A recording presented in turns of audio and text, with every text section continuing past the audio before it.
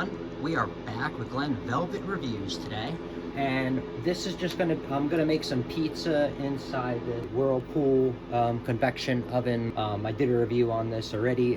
Saw my other videos. I got this a while ago. But anyway, some people want to see updates or whatever. So I'm just gonna update you on how long it takes to heat up a pizza stone. So it's just gonna be a small review of, you know, this thing having to heat up a pizza. There it is right there. So there's my pizza stone. That's only like 1/4 of an inch thick. So I mean, if you have a thicker one, it's going to take longer, obviously. So I'm not comparing to anything here. It's really just about this machine and trying to heat up that. So I have two ways that I'm going to take the temperature. So I have this thing that I got from Harbor Freight that I did a review on as well. So right now the stone is saying it's 70 degrees. Okay, that's what the stone. The wall is saying the same thing. So everything's saying pretty much the same temperature. Okay, even the door, I guess. Yeah, everything's around the same temperature of that 70 degree. You know, the glass is at 71. So I got that. I got this that we used to use in the fast food industry. You would use this when you got to do repairs at you know, McDonald's and, you know, whatever, to their machines that, you know, keep everything warm. So you would use this surface thermometer, you know, in order to see everything. So right now, and these things are great. Like, these are very expensive, but I never had to calibrate this thing, and it's pretty on point with temperature, you know, plus or minus maybe a half a degree or so. But that's still very close for not calibrating this. This is probably 20 years old, and I use this a bunch of times at all kinds of fast food restaurants to do repairs and stuff, and it worked out awesome. So anyway, so this is pretty much what's it's saying. It's 70, so everything's pretty much telling us the same thing. All right, so this is the pizza that we're going to heat up. So let's see how long. So it says preheat oven at 375. So we're going to preheat it to 375, but I've done this test before. I'm just showing it to you that the stone does take a little bit longer. So we're going to see how long it takes to heat up the stone, okay, to this temperature. So it's a review of that, because, you know, an oven is a little bit different with the fire compared to this confection, you know what I mean? So I just wanted to show you guys that. So it's 375. I thought it was 400, so it's only 375, so which will be better, so I don't gotta, you know, wait as long. So this is how I use mine.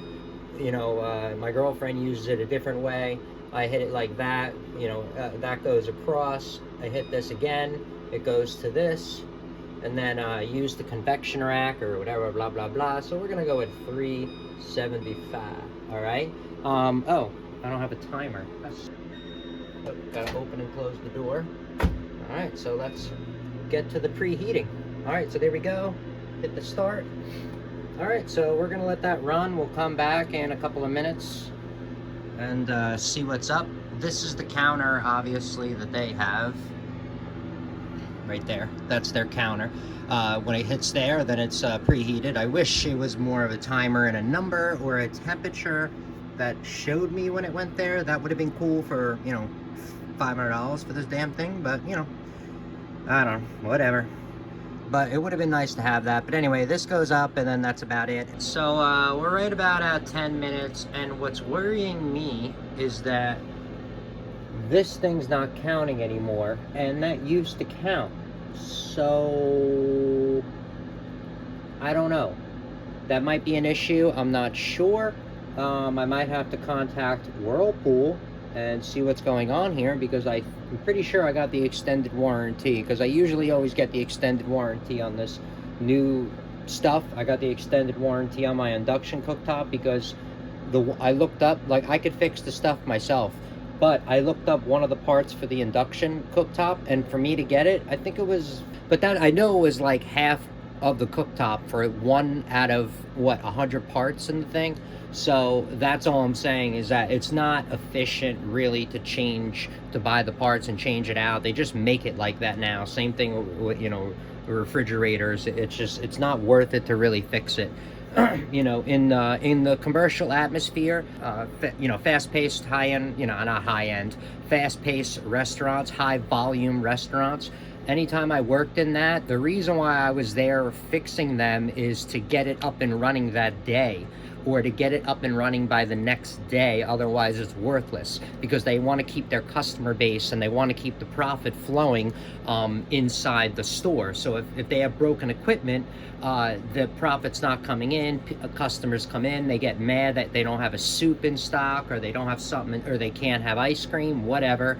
It just turns down the taste in your mouth, and then you don't really want to go back to that establishment. At least I have that experiences. So that's the reason why you know, a lot of those places fix stuff rather than just replace it, even though it might be, you know, more efficient to replace it, you know, cost effective. But long run, I guess, with the customer base and making customers happy, you know, they always told me is get the machine up and running as quick as possible. You know what I mean? This way we could sell soup, sell sandwiches, you know, salads, you know, whatever the hell they were selling. And, you know, this way they can up and satisfy the customer, so they'll keep coming back through the door. You know what I mean? You don't want to upset the customer, because once that happens, then they're just not going to want to come to your establishment. McDonald's is different because, you know, not anymore, but they used to have the dollar menu. But like McDonald's is different because, you know, they can get away with a lot more. When I go to McDonald's, I have low expectations because I'm getting the cheapest food on the market. So usually when there's a problem at McDonald's, I'm like, oh well, whatever. But when I go somewhere and I pay double, triple, you know, 4 times the price, and there's any type of issue, I'm gonna start flipping out. You know what I mean? Because I'm paying 4 times more. That means I worked 4 times harder to, you know what I mean, in order to have that meal. So anyway, so that's why I bitch and moan. But if I go to McDonald's and I buy stuff, it's messed up, I'm like, whatever, that's what you get for the dollar menu. All right, so it says it's done right now, preheating, and it's been, what, 13 minutes and 21 seconds. That thing didn't count down anymore, so that upsets me.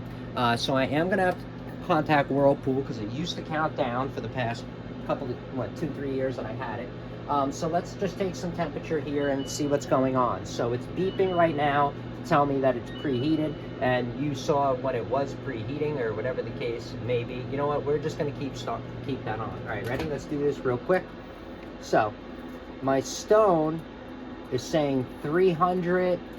The walls are saying what? Look, 260, 270. The door, 250, obviously now. In there is the hottest point, right there.